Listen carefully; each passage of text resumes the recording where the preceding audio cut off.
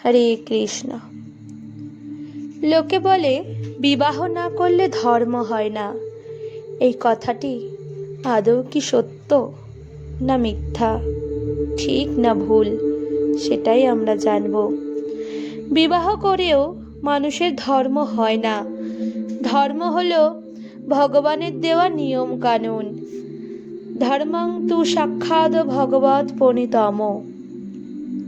অধিকাংশ মানুষ সেই নিয়ম ভঙ্গ করছে, ধর্ম পালন করছে না। বিবাহ সংস্কার বিধি সম্পর্কে অধিকাংশ ব্যক্তি অজ্ঞ। ইন্দ্রিয়পর ও উচ্ছৃঙ্খল স্বভাবের জন্য পরিবার সমাজ ব্যবস্থা বিপর্যস্ত হচ্ছে। তার ভুরি ভুরি নজির হামেশাই পাওয়া যাচ্ছে।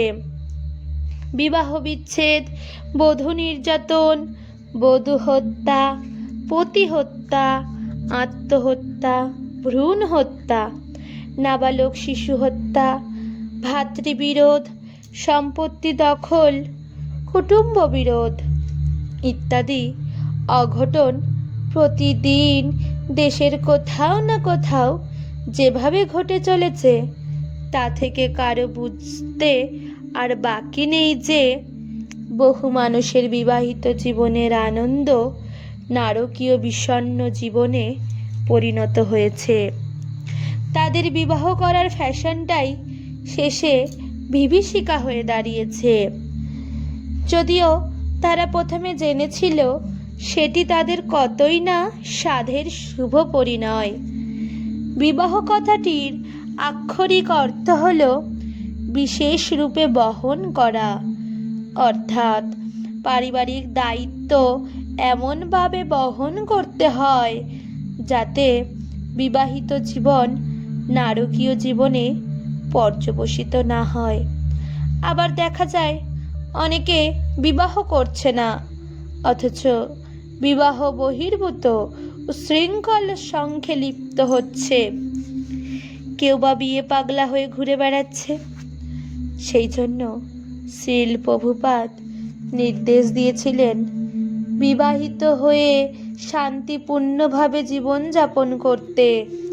তবে বচ্চরিত্র ব্যাকৃতা বিবাহিত হয়েও উত্তরোত্তর উচ্ছৃঙ্খলতা বাড়িয়ে চলে।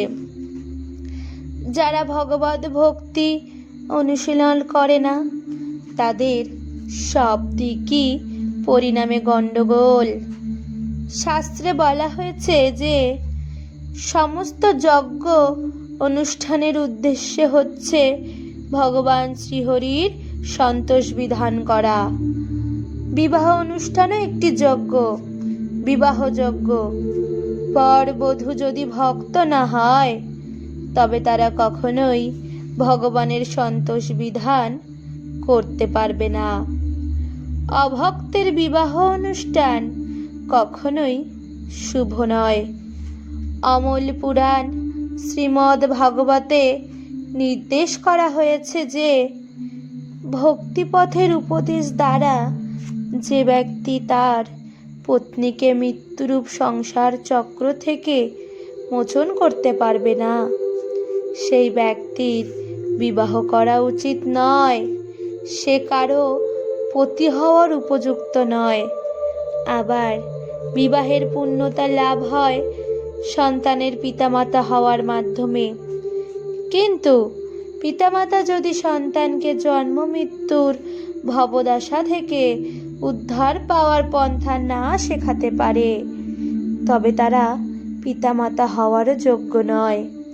তাদের সন্তান উৎপাদনে যত্নশীল হওয়াই উচিত নয়। এই ধরনের উপদেশ শ্রী শিবদেব তার পুত্রদের প্রদান করেছিলেন। সেই সমস্ত শিক্ষা মানুষ যদি না পায় তবে তার জীবন কুকুর বিড়ালের সমতুল্য। ধর্মেণ হীনা পশুভি সমান।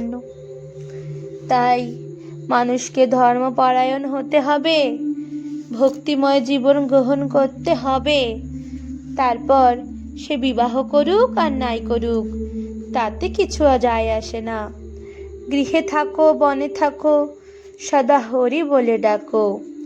হরিভজন ছাড়া সবই অধর্ম।